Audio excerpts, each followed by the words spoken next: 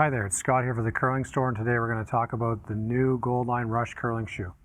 We're going to talk about the slider, we're going to talk about the grip on the trailing foot, we're going to talk about the upper, and then we'll talk about the inside of the curling shoe. So the first thing we're going to talk about is the sliders.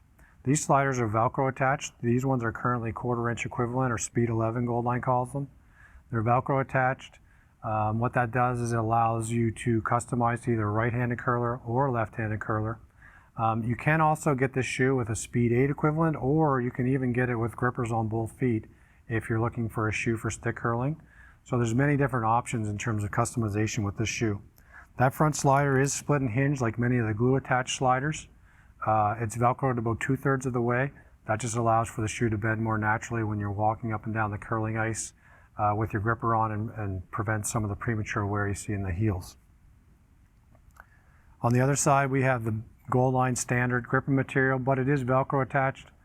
I really like that feature in that it's super easy to change these. These are going to wear out over time, and you can pop in, and within 2 minutes you can have a new set of grippers on your gripper foot, and it's going to give you extra traction on the ice versus your worn out ones, so there's no resistance to that.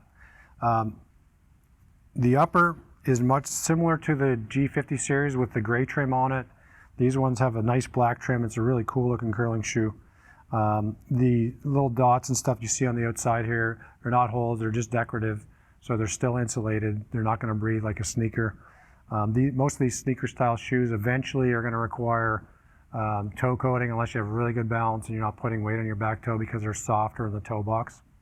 You want to also try to avoid moving the stone with the side of your shoe, because moving the stone with the side of the shoe can cause some premature wear. This will get a little fuzzy on the sides. On the inside, again, the shoe is insulated, so it's nice and warm. We also have removable insoles, so if you want to use a custom orthotic or something like that on the inside of the shoe, or change the insole load, it makes that quick and easy. I've had these shoes on, they're very comfortable.